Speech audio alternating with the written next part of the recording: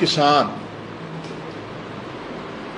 Anti farmer bills के खिलाफ जिहड़ा एक बहुत वड्डा प्रोटेस्ट देश भर चलिया, जिहदी अगवाई पंजाब के लोगों ने की, पंजाब के किसानां ने की, उहदे च हिस्सा लैण वाले हरेक किसान और उहदे परिवार नाल बदले की भावना नाल,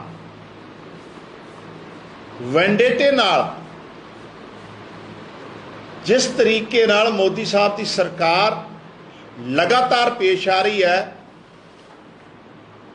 उसका एक ताज़ा उदाहरण ये मिलिया भी लखीमपुर खीरी, यूपी के लखीमपुर खीरी जिथे बीजेपी की सरकार है और पिछले साल 3 अक्टूबर 2021 नूं लखीमपुर खीरी विच बीजेपी के सेंटर च वजीर मिनिस्टर ऑफ होम जिहड़े कैबिनेट स्टेट मिनिस्टर हैं मोदी साहब की कैबिनेट च, उन्हां दे बेटे अजय मिश्रा वालों आशीष मिश्रा वालों लखीमपुर खीरी च जिस तरीके नाल किसानां नूं दर्दनाक तरीके नाल मार दिता गया,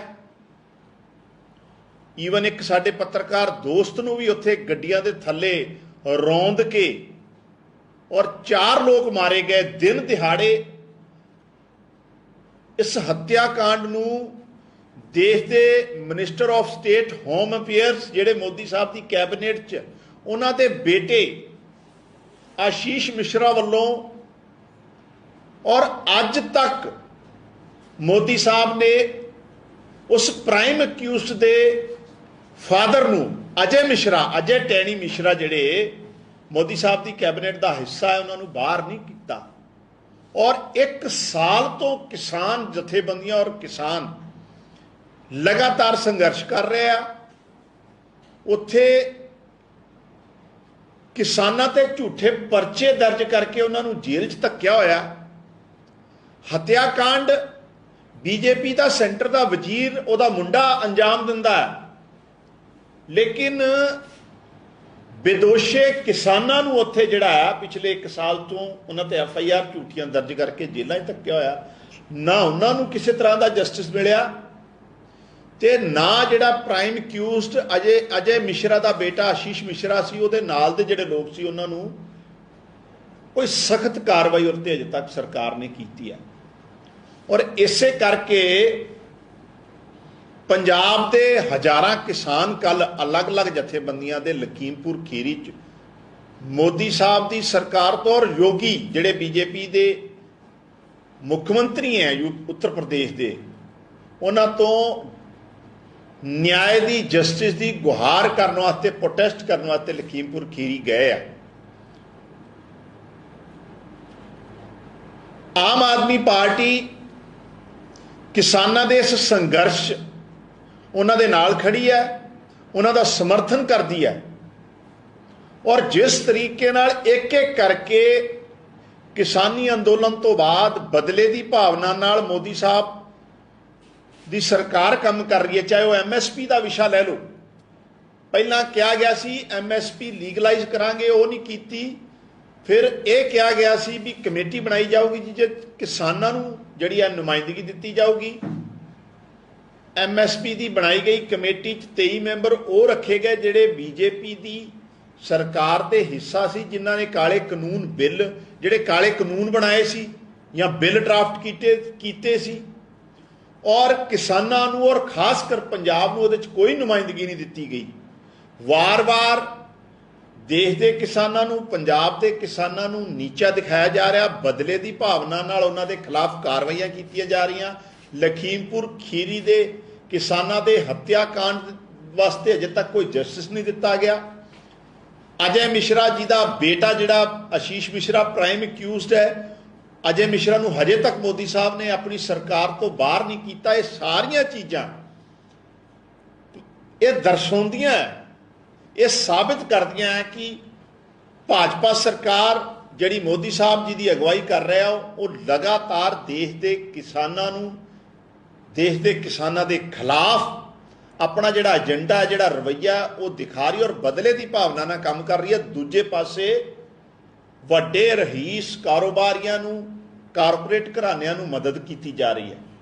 ਸੋ ਭਾਜਪਾ ਦਾ ਜਿਹੜਾ ਕਿਸਾਨ ਵਿਰੋਧੀ ਚਿਹਰਾ ਹੈ, ਕਿਸਾਨਾਂ ਦੇ ਪ੍ਰਤੀ ਜਿਹੜਾ ਉਹਨਾਂ ਦਾ ਰਵੱਈਆ ਹੈ, ਐਂਟੀ ਫਾਰਮਰ ਰਵੱਈਆ ਹੈ, ਉਹ ਇੱਕ ਲਗਾਤਾਰ ਦੇਸ਼ ਦੇ ਸਾਹਮਣੇ ਆ ਰਿਹਾ। ਇਹ ਲੋਕ ਕਦੀ ਵੀ ਕਿਸਾਨ ਹਿਤੈਸ਼ੀ ਨਹੀਂ ਹੋ ਸਕਦੇ।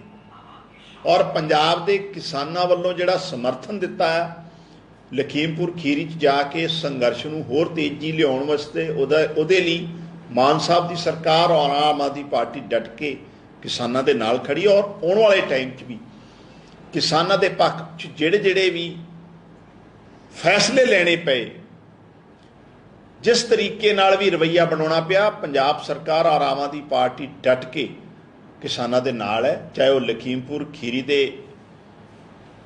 ਹੱਤਿਆਕਾਂਡ ਨੂੰ ਨਿਆਂ ਦੇਣ ਦੀ ਗੱਲ ਹੈ, ਚਾਹੇ ਪੰਜਾਬ 'ਚ ਕਿਸਾਨਾਂ ਦੀ ਸਥਿਤੀ ਨੂੰ ਬਿਹਤਰ ਕਰਨ ਦੀ ਗੱਲ ਹੈ, ਆਮ ਆਦਮੀ ਪਾਰਟੀ ਡਟ ਕੇ ਆ ਕਿਸਾਨਾਂ ਦੇ ਨਾਲ ਖੜੀ।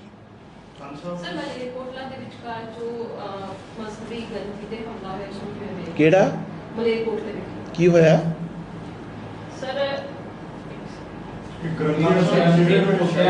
अच्छा वो हाँ देखो वो नोटिस लिया सरकार ने, फैक्ट आ जाने दो, ਜਿਹੜਾ भी कोई दोषी होगा डेफिनेटली ਉਹਦੀ सजा खराब सजा ਜਿਹੜੀ है ਉਹਨੂੰ ਮਿਲੂਗੀ, ਉਹਨੂੰ ਕਾਨੂੰਨ ਦੇ ਹਿਸਾਬ ਨਾਲ। ਉਹ ਸਵੇਰ ਦੀ ਅੱਜ ਹੀ ਖਬਰ आई है, हमने 2 घंटे पहले। हाँ जी, इकबाल सिंह लालपुरा को भारतीय जनता पार्टी ने पार्लियामेंट्री बोर्ड में शामिल किया है, आप उनकी कारकर्दगी को कैसा देखते हैं? देखिए, भारतीय जनता पार्टी के खाने के दांत और दिखाने के और हैं।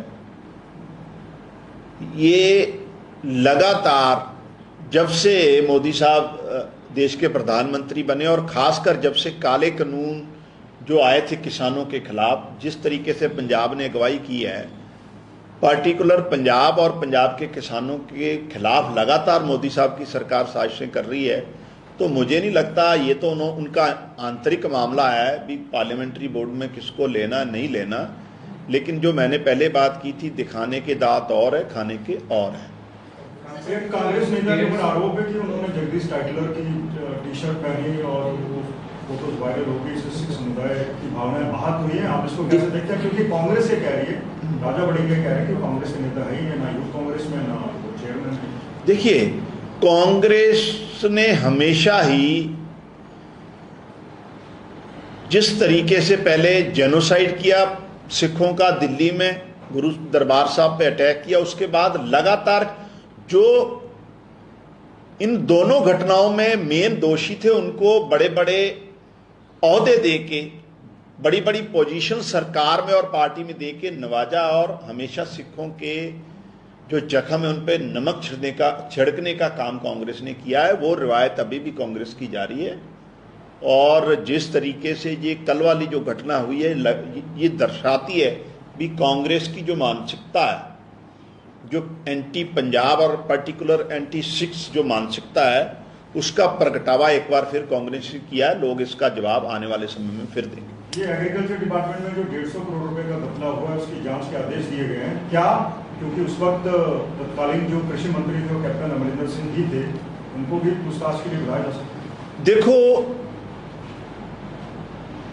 कैप्टन अमरिंदर सिंह जी के समय 2018 से लेकर 21 तक पंजाब में अलग अलग तरह के इंस्ट्रूमेंट जो हैं किसानी से रिलेटेड दिए गए हैं, और जब उनकी फिजिकल वेरिफिकेशन मान साहब की सरकार ने करवाई है, तो उसमें तकरीबन 150 करोड़ के इंस्ट्रूमेंट जो हैं वो फिजिकली वेरिफिकेशन में पाए नहीं गए। तो ये एक बड़ा स्कैम की ओर जो अंदेशा है, ये दिखा रहा है भी इसमें बहुत बड़े लेवल पे कोई स्कैंडल हुआ है, स्कैम हुआ है, घपला हुआ, और मान साहब की सरकार ने विजिलेंस की जांच के आदेश दे दिए हैं। और जो भी दोषी होंगे, क्योंकि उस समय कैप्टन अमरिंदर सिंह जी खुद एग्रीकल्चर मिनिस्टर थे, तो स्वाभाविक तौर पे है कि उनकी जिम्मेवारी सबसे बड़ी है। तो जो भी इस पूरे स्कैंडल में, स्कैम में पंजाब की लुट सुट के लिए जिम्मेवार होगा, डेफिनेटली अकॉर्डिंग टू लॉ उसको कानूनी कार्रवाई उसके खिलाफ होगी, चाहे वो छोटा है, बड़ा है, ऑफिसर है, पॉलिटिकल लीडर है, उससे कोई फर्क नहीं पड़ता।